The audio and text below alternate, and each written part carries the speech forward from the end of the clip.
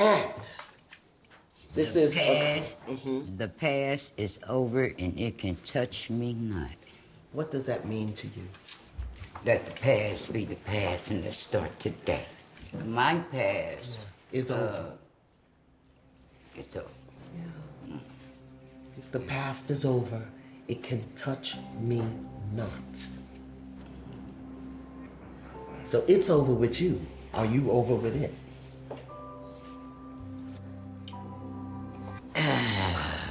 I don't know. I don't know. Not really. Would you like to be? Okay. So set that as your intention. Okay. But that's for everybody. The past is over. It can touch me not. The question is, are you over with the past? Or do you keep holding it?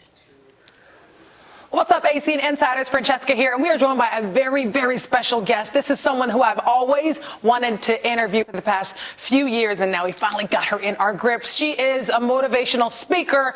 She is an author. She is a multiple NAACP Image Award-winning person, and now she is the spiritual healer that is in all of our homes every single Saturday night on OWN. I'm talking about Miss Iyanla Vanzant. Iyanla, thank you so much for coming and being here with us. And now, another season. First, congratulations. Thank you. What are we going to see different? Because I just saw episode 1 of the season. Right. It just came out, and the Mitchell family, we got reintroduced to them. You have a lot to take on. Well, they have a lot to take on. I'm just giving them the information. Yeah. I'm not committed to it. But I love that they came back so we can address the whole issue of unfinished business. Because so many people have unfinished business. They start a healing process or they start something, don't complete it, and then don't know where to go. I want to give some of our AC and Insiders some background on you. Many people don't realize you've been doing this. This isn't anything new to you. You haven't been doing this for a decade, not 2 decades. You were an attorney for over 35 years. Yeah. And I love why you said you wanted to be or become an attorney. It's all about establishing power and being able to be the captain of your own fate, right? So that's your background. Right. Criminal law, because I guess I had seen the impact of criminal injustice in my community. Yeah. So I really wanted to do criminal law, but that wasn't for me. So how did this change come about? You know what? It unfolds when you have a purpose. You just take one step right after the other, and it unfolds. I didn't start out to do television at all. I started out training women on public assistance who were preparing to re-enter the workforce. And that turned into my first book, Tapping the Power Within, which turned into my second book, Acts of Faith, and one thing just unfolded from the other. One book after another. Now you have, on book number 18? 18. Oh my goodness. And now we've seen so many different celebrities come to you just asking for advice. What's been the most memorable change, life change, or memorable celebrity that came to you and you've really seen them overcome? Well, not because they're a celebrity, but I know that's what Of people are course. interested in. I would have to say Evelyn Lozada. Really? I really would have to say Evelyn Lozada. We stay in touch.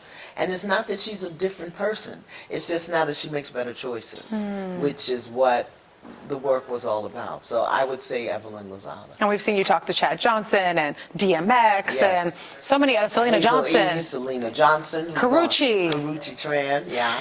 And look at Karrueche now. I know. On Claws. How wonderful. We're so Not that proud. that had anything to do with me. But you're proud. Yeah, but you know, my job is not to go in and change people. Yeah. It is to give them what they need to move forward. And now you're helping other people move forward. You have a tour also. Talk to me about that tour that's going on. Well, Acts of Faith, which was my second book, is 25 years old this year.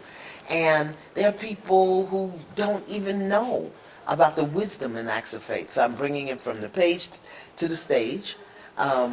Going 30 cities around the country. And last season, Leandria Johnson was a guest on my show, and she's going to be with me in 6 cities on my tour. Because she really wants to change her genre.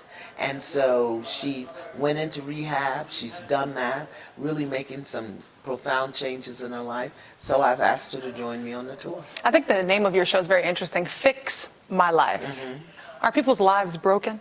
No, and it all depends on how you define fix.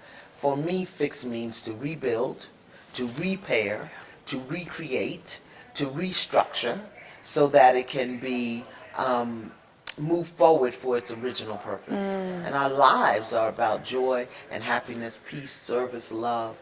But when we're in breakdown, not broken, but breakdown, something needs to be repaired. And now those are the fixes that I do. And we're going to get to those tips in just a few minutes, the questions I was mentioning to you earlier. But before we get to that, you also have a podcast coming out June 18th. And that's something that a lot of people are looking forward to, because they can carry you on the go. You know? Right, and listen to all of the old shows so that you can hear it and you're not stimulated by what you're seeing. Take notes. Okay, so obviously you're such a positive person. You bring such amazing energy. So one of our interns, or our intern Kevin, actually helped me come up with a couple of these questions for you. We want to know, what are the top 3 things that you do to keep your energy and your aura healthy and clean? Me? Yeah. Well, first of all, I have a line of body products that I created. Masterpiece Body Therapy, that does just that. Made with essential herbs and oils. To clean your energy as you clean your body, because that's so important. We carry energy from one day to the next, one situation to the next. So bathing, cleaning is one thing. The other thing that I do is I do have those things that I do just because I love them. Not to make money, not to please anybody. One is watching reruns of Law and Order, and the other one is scrapbooking. Oh, scrapbooking, really? That's something you do not hear all the time. No, I make scrapbooks. And the other thing that I do to keep my energy clean is, to the best of my ability, every single day, is I tell the absolute truth as I know it in the moment. In part because I'm old, I can't remember the lie. But the other part is, when you tell the truth, you don't have anything to hide, to cover, to be concerned about. And I have to ask this selfish question. So obviously we're here in Atlanta, and we have a lot of singles here in Atlanta, and maybe they want to get a little bit of advice from you. So what would you say the top 3 ways, or what are the top 3 things that maybe singles need to focus on before they focus on going out into the world and becoming a couple? What are those 3 Be clear about who you are, be clear about what you do, and be clear about how you do what you do, so that when people say to you, you talk too loud, you don't get insulted. You need to know I talk loud. You know what I mean? Be aware. Own your stuff. Be aware of who you are. Be aware of what you do. Be aware of how you do what you do. And then also be clear about what you want. See, I just wanted to ask you that. I said, let me go ahead and ask her, because, I'm going through it myself. So I said, let me get some advice, get my own little session here. Thank you so much for coming to the A-Scene, speaking with us. And they can catch Iyanla Fix My Life every Saturday on 9 o'clock. 9 o'clock. And, of course, that podcast also coming out June 18th. That's right. All right, A-Scene Insiders, you just heard from Iyanla Vanzant.